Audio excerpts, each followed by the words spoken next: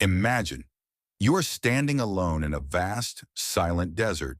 Not a sound, not a movement, just you, your heartbeat, and your unseen destiny. Then suddenly, a thunderous shock wave tears through the universe, a sound so powerful that your soul feels pulled out of your chest. A moment when everything you ever chased, success, status, pain, fear, memories, all dissolve like dust in a storm. This is the moment the Quran calls Al-Qari'ah, the striker, the knocker, the shaking reality that crashes into the human soul. Now, take a breath, because what you're about to experience is not simply an explanation. It is a journey into your own heart, fate, and inner awakening.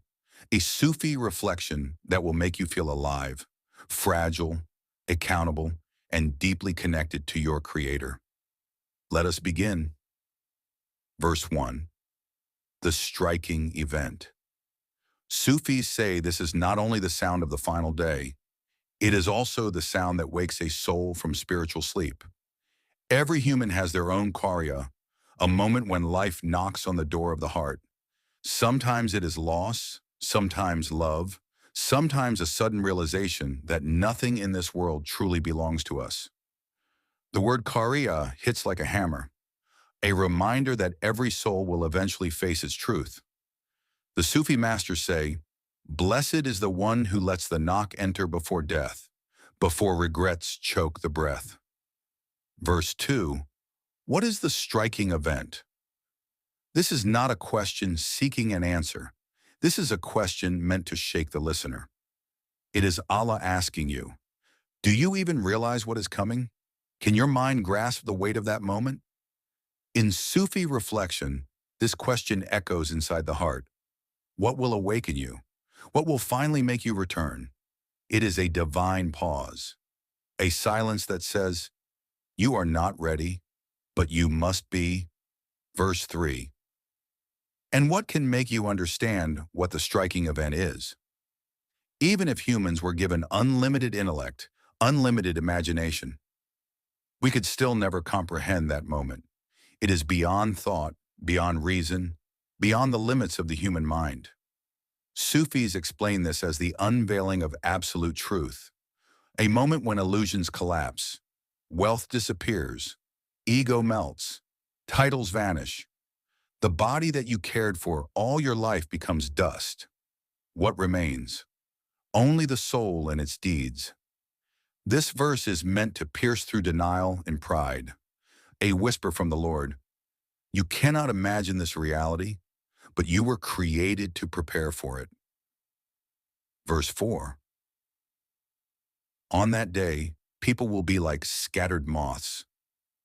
Imagine millions of moths fluttering without direction, lost, overwhelmed, blinded by the blazing light. The Quran describes humanity in complete panic. Those who thought they were powerful, those who thought they controlled their life, those who felt secure, suddenly become like fragile insects, weightless and terrified. The Sufi perspective. This is the unveiling of the ego's lie. On that day, the human being realizes, nothing was truly mine. I was only a traveler, yet I lived as if I owned eternity. The scattered moths represent a soul without inner direction, a soul that searched for light, but spent life chasing flames instead of truth. Verse 5, and the mountains will be like fluffed wool. Mountains, symbols of strength, permanence, and stability, will become weightless, soft, floating fibers.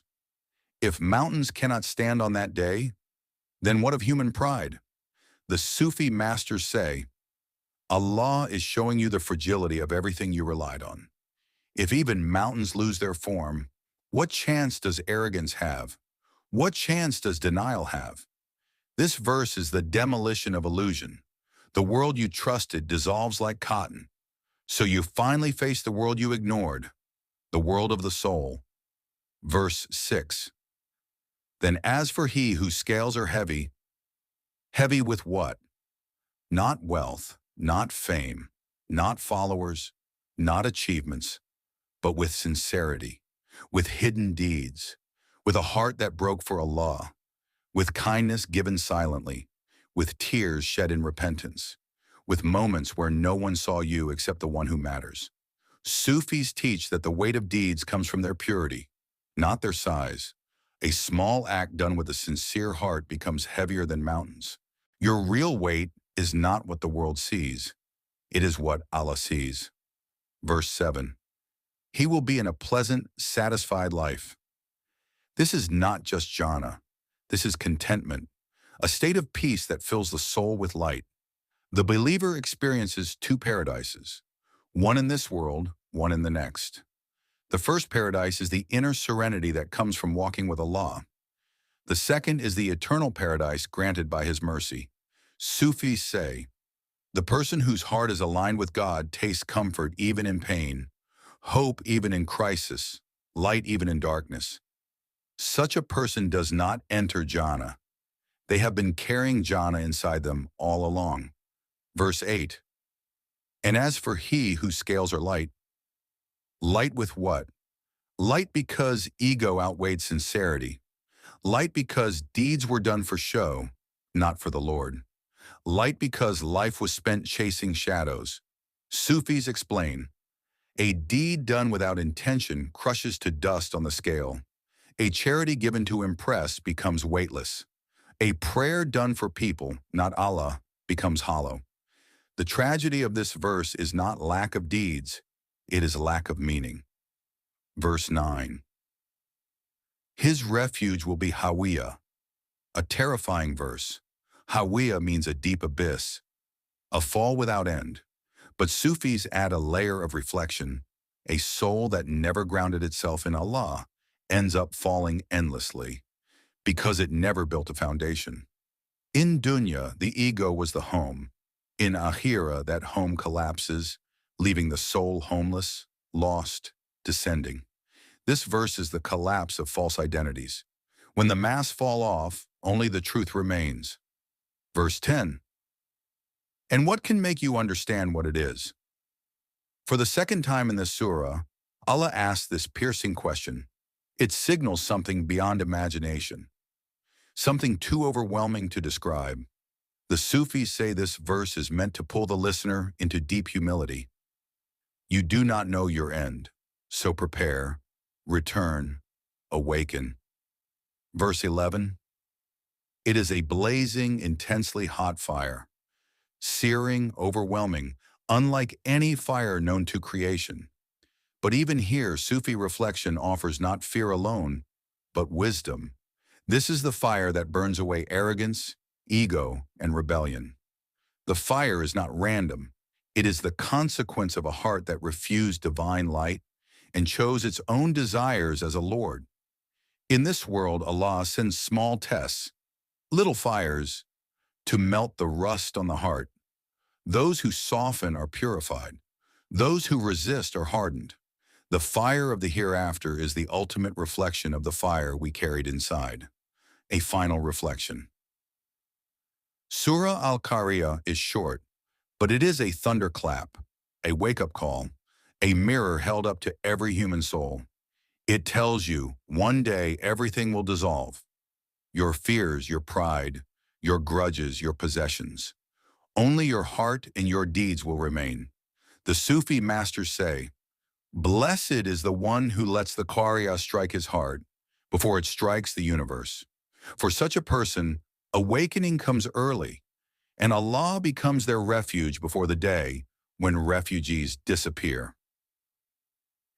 If this reflection touched your heart, if it created even a single spark of awakening within you, then do not let it fade.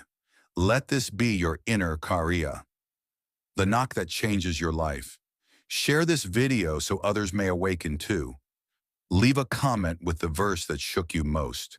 Subscribe so we can walk together through the Qur'an's spiritual ocean. And above all, take a quiet moment today. Close your eyes and say, "O Allah, awaken my heart before the day when awakenings no longer matter."